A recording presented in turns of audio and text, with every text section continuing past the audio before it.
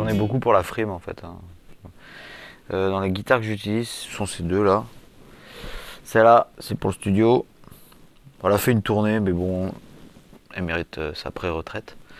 Et ça, c'est pour les concerts. Voilà.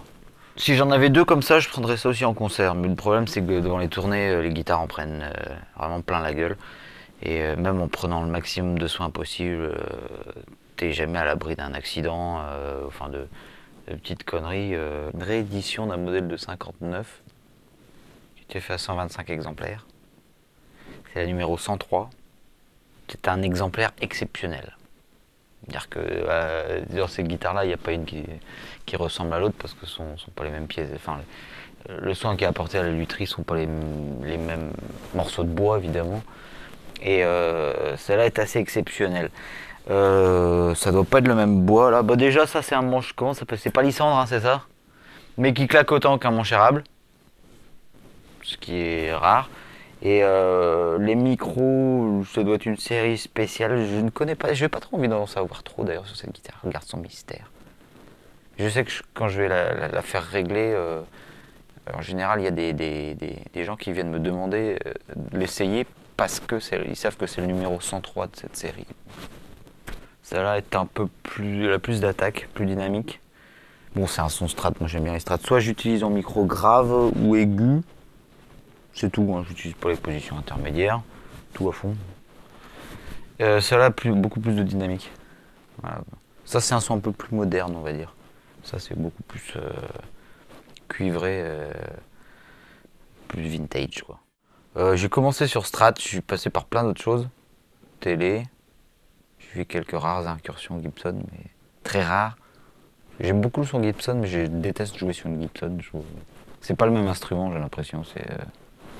C'est au niveau du diapason, je sais pas, c'est bizarre. Enfin, ça me plaît pas de jouer sur Gibson. J'aime bien le son, mais bon. À une époque, je jouais sur JNL. Alors, la première, c'était une Fender Stratocaster. Elle doit être là quelque part, mais qui est un peu en piteux état, parce que bon, ça fait... Elle a quand même... ça date de quelle année? Elle doit avoir 15 ans, donc... Puis j'étais pas tendre au début avec les guitares, donc voilà. Ensuite je suis passé sur JNL, j'avais une très bonne Strato JNL mais qui a malheureusement fini accidentellement explosé contre le sol lors d'une répé où je me suis un peu énervé. J'ai regretté parce que j'ai gardé le manche, peut-être qu'un jour... Mais c'était ma guitare favorite, mais voilà, comme ça, il y a des pétages de plomb. Donc je l'ai remplacé par quasiment la même, mais c'était pas la même. Donc c'est des Strato toujours, hein, mais JNL. C'est bien en lutherie, mais ça, on n'a pas quand même, on n'a pas le son Fender. C'est pas aussi typé. Puis j'avais une Telecaster que j'ai toujours d'ailleurs, de site JNL aussi.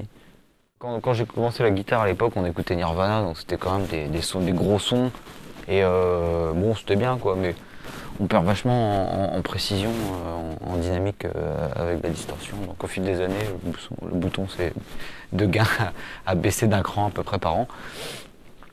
Non, c'est pas possible parce que ça ferait 15 crans, on n'a pas encore des... mais on va plus loin, jusqu'à 15. Ouais, non, là maintenant c'est un... Bah, ça dépend des amplis. Comme j'utilise deux amplis, il y en a un qui est crunch, il y en a un qui a un crunch plus, on va dire. Après, je peux prendre un son disto si tu veux. Mais ouais, j'aime bien, j'aime bien avoir quand même une bonne texture de son, mais avec la dynamique, parce que je suis quand même quasiment que de la rythmique. Moi, je suis vraiment guitariste rythmique, donc il vaut mieux avoir quand même une bonne dynamique pour avoir un truc tranchant. C'est pas beau, hein.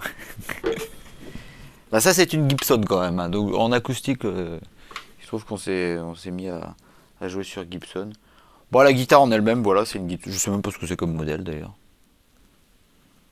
Mais c'est cher pour ce que c'est, je trouve. Non, si. Mais c'est pas mal. Et puis bah, la déco, je crois que c'était au mariage de notre éclairagiste. Vers 4h du mat, j'ai commencé à dessiner dessus. Je dis bon allez, je suis parti. Alors voilà. De toute façon, je ne t'ai jamais aimé. Voilà, c'est dit. C'est à propos de la guitare en fait. Ouais. C'est vrai que je sais pas, mais tu vois, ce sont des guitares qu'on récupère comme ça, on n'a pas trop le choix parce qu'on a des arrangements, parce que au début tu sais, tu te saignes pour acheter une guitare et après on t'enfile. C'est gentil, mais bon, t'as pas toujours l'occasion de trouver le bon modèle. Il y a toujours une relation affective avec une guitare et ça, là, j'ai jamais eu énormément d'affection avec cette guitare-là. Bon, elle est kitsch maintenant, elle est bien, hein. Je la préfère maintenant. Peut-être il y a de l'espoir. Bah, le problème de Marshall, c'est que quand tu mets une distorsion Marshall, ça sonne Marshall. Et tu mets, quelle que soit la guitare que tu mets dessus, ça vraiment, c'est typé Marshall. Donc je le garde quand même pour avoir un peu d'attaque, de dynamique. Et c'est le Fender qui est plus ou moins maître en fait du son. Et je préfère dans ces cas-là, comme Samy est sur, là c'est Gibson Marshall, je préfère être sur Fender Fender et avoir un crunch Fender. On va dire que ça désentrelace un peu le son.